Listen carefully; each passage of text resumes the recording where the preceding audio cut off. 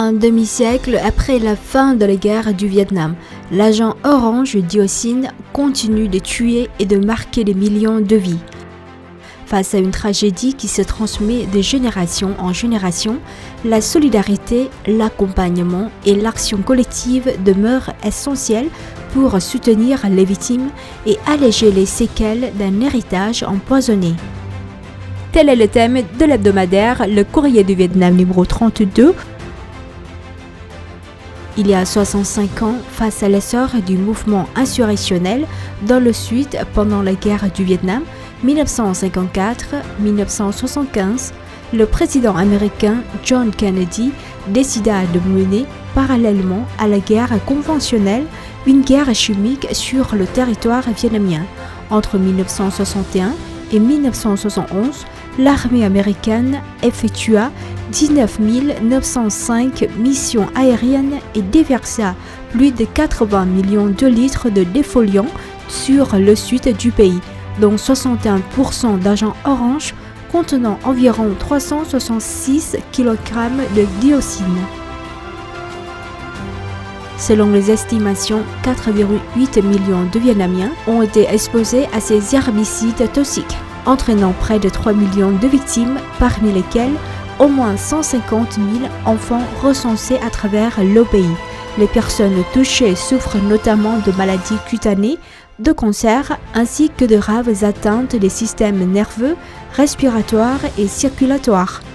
Dès la fin de la guerre, le parti et l'État vietnamien ont mis en œuvre de nombreuses politiques pour panser les blessures du conflit. Les efforts se sont concentrés sur la mobilisation des ressources, le renforcement du cadre institutionnel et le développement de la coopération internationale, avec pour objectif d'atténuer les effets durables de cette contamination, de soutenir les victimes et de restaurer l'environnement.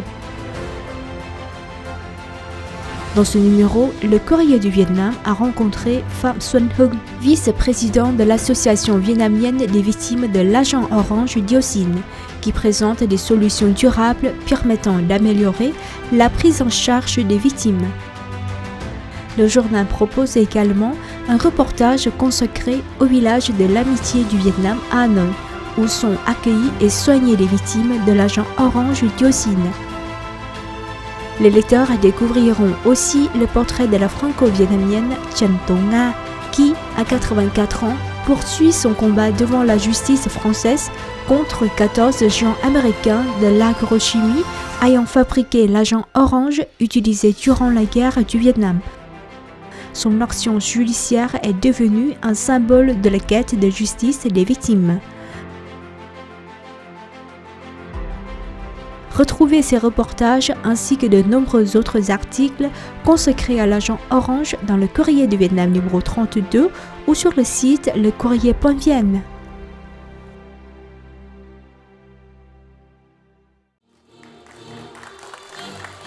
Xin trân trọng tuyên bố cuộc thi sáng tác mẫu biểu trưng và bộ nhận diện hình ảnh APEC Việt Nam 2027 chính thức được phát động. Le 31 juillet après-midi à Hanoï, le ministère de la Culture, des Sports et du Tourisme, en coordination avec le ministère des Affaires étrangères, a lancé le concours de création du logo et de l'identité visuelle officielle de l'APEC Vietnam 2027. Selon le comité d'organisation, après le succès des années de l'APEC 2006 et 2017, le Vietnam affirme une nouvelle fois sa place sur la scène diplomatique internationale en accueillant officiellement l'année de l'APEC 2027. Ce concours devrait attirer des idées de conception créative afin de contribuer à l'élaboration d'une identité visuelle originale pour cet événement d'envergure. Le concours est ouvert aux organisations, aux citoyens vietnamiens, ainsi qu'aux ressortissants étrangers résidant et travaillant légalement au Vietnam. Le nombre de projets soumis par chaque participant n'est pas limité. Les créations devront refléter l'esprit de coopération de l'APEC, mécanisme favorisant la solidarité, l'autonomie, l'intégration économique et la prospérité de la région Asie-Pacifique, tout en mettant en valeur l'image d'un Vietnam riche de son identité culturelle, innovant et en plein essor.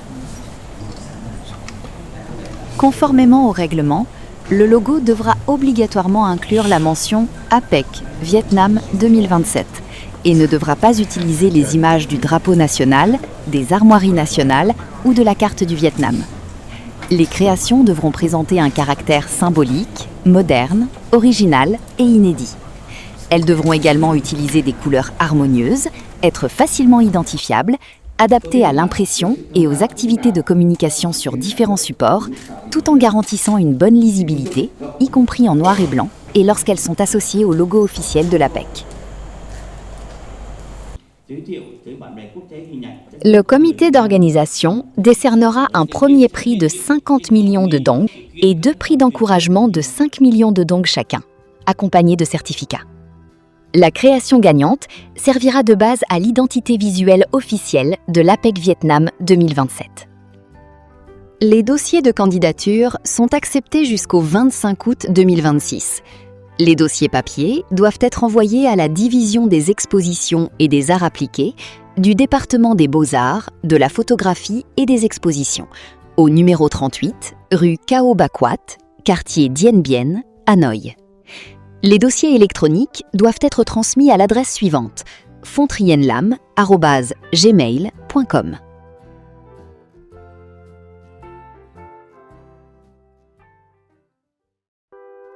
Dans un contexte de concurrence accrue entre les grandes destinations balnéaires d'Asie, Phu Quoc continue de se distinguer dans les classements internationaux. Son entrée dans le palmarès des 10 îles les plus attractives au monde en 2026, établi par Expedia, constitue un signal encourageant alors que l'île accélère parallèlement le développement de ses infrastructures et de ses services en vue de l'APEC 2027. Zone spéciale relevant de la province d'An Giang, Phu Quoc se classe devant les îles Fidji, destination balnéaire de renommée mondiale. Avec Palawan, Philippines, elle est l'une des 2 seules représentantes de l'Asie du Sud-Est figurant dans ce top 10. Le paradis balnéaire de Phu Quoc sera une véritable fierté pour le Vietnam grâce aux investissements de l'État et des entreprises, ainsi qu'à l'organisation de l'APEC 2027. L'île s'affirme comme une destination de classe internationale, mettant en valeur les plus beaux atouts du tourisme et de la culture du pays. Au cours des 7 premiers mois de l'année, l'aéroport international de Phu Quoc a accueilli plus de 4,48 millions de passagers, soit une hausse de près de 38% par rapport à la même période de l'an dernier, en niveau record. Parallèlement, l'île accélère la mise en œuvre de plus de 20 projets destinés à préparer l'APEC 2027. Phu Quoc est appelé à devenir l'un des principaux pôles touristiques du Vietnam et de la région. L'île séduit les visiteurs grâce à un développement touristique durable, à la préservation de son environnement naturel et à des infrastructures, hôtels, restaurants et complexes de loisirs répondant aux standards internationaux. Aujourd'hui, les préparatifs de l'APEC 2027 mobilisent des ressources considérables avec des investissements dépassant 36 000 milliards de dong. Le Centre international des conférences intégré au complexe multifonctionnel de l'APEC est achevé à plus de 90%, tandis que le projet d'extension de l'aéroport international a également franchi plusieurs étapes majeures. La présence régulière de Phu Quoc dans les classements internationaux, conjuguée aux investissements massifs enragés dans les infrastructures et les services à l'approche de l'APEC 2027, renforce la position de l'île parmi les principales destinations balnéaires d'Asie, tant par son attractivité touristique que par sa capacité à accueillir des événements internationaux de premier plan.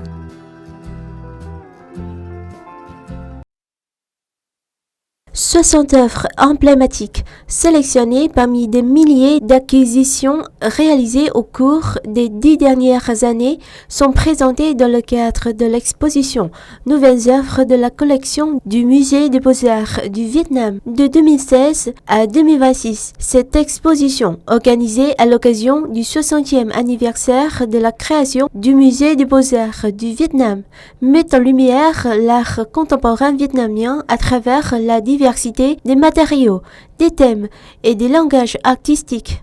Chúng tôi cũng mong muốn để giới thiệu với công chúng biết được cái quá trình phát triển của mỹ thuật Việt Nam trong suốt 10 năm vừa qua. Nous souhaitons présenter au public l'évolution des beaux-arts vietnamiens au cours des 10 dernières années, tout en dévoilant la nouvelle collection du musée constituée après une décennie d'acquisition. Tôi thấy một cái triển lãm rất là chất lượng và tác phẩm.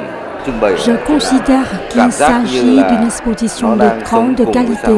Les œuvres reflètent la vie contemporaine à travers une diversité de matériaux, de styles et de regards créatifs illustrant la richesse des beaux-arts vietnamiens d'aujourd'hui.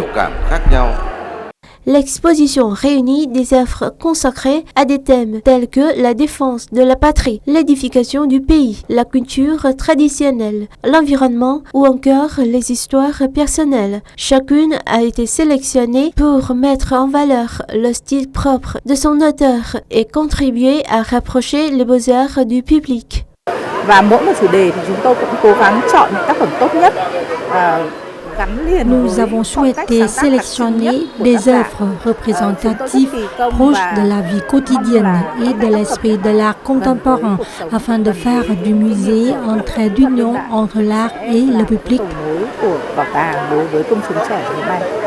Dans les années à venir, le Musée des Beaux-Arts du Vietnam poursuivra sa transformation numérique, renforcera la qualité de ses activités professionnelles, élargira l'accès du public à ses collections et développera sa coopération internationale afin de préserver, de valoriser et de promouvoir les valeurs des beaux-arts vietnamiens à l'ère contemporaine.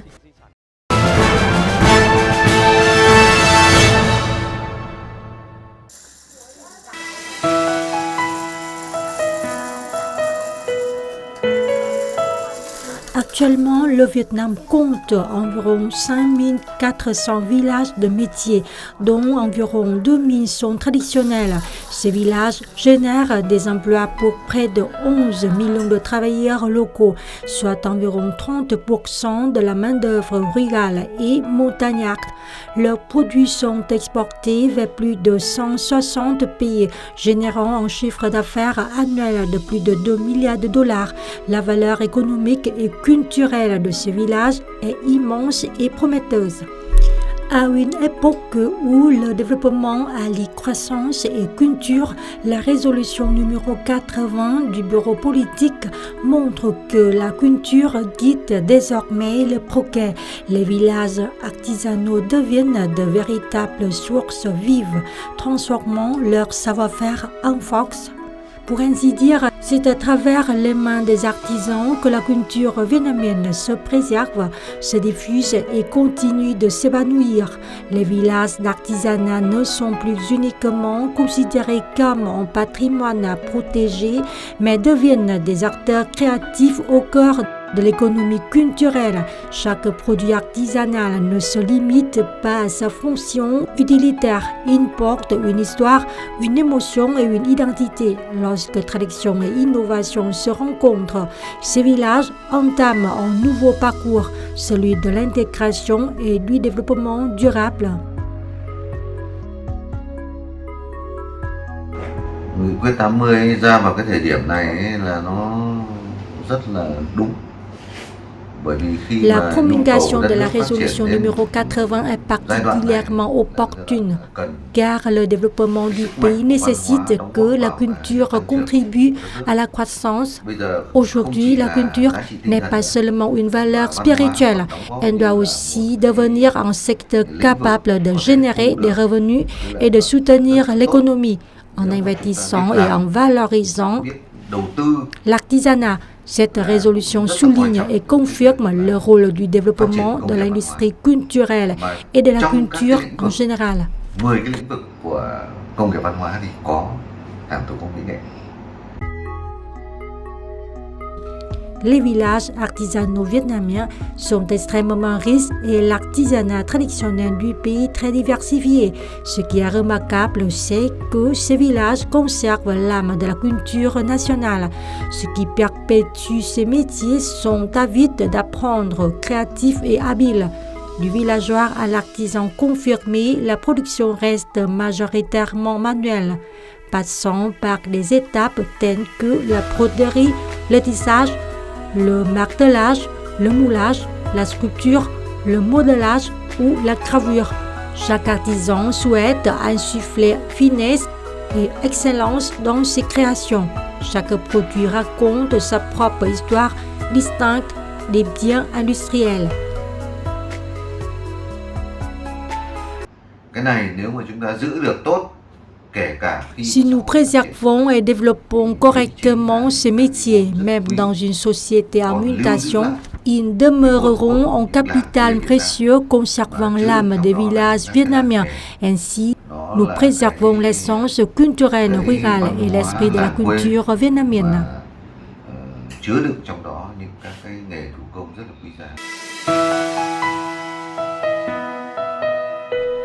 Les produits artisanaux vietnamiens rencontrent un grand succès sur le marché international. Les grands marchés pour le Vietnam sont États-Unis, Japon, Union européenne, notamment Allemagne, Royaume-Uni, France et Pays-Bas, Australie, République de Corée. La résolution numéro 80 apparaît ainsi comme une avancée majeure, confirmant le rôle central de la culture dans le développement national. Pour les villages, elle sert de guide, contribuant à préserver l'excellence artisanale, à exploiter les ressources internes et à stimuler l'innovation. Ces villages ne se contentent pas de conserver les valeurs du passé, ils se tournent vers l'avenir, où la culture devient moteur de développement durable et contribue à affirmer l'identité vietnamienne dans un contexte de mondialisation. Chaque création ne répond pas seulement à un besoin utilitaire ou esthétique, elle conserve la mémoire collective et raconte des histoires de peuples, de territoires et de traditions. C'est l'alliance des mains habiles, de la pensée créative et de l'identité propre qui permet de valoriser le savoir-faire vietnamien dans le courant de l'intégration globale.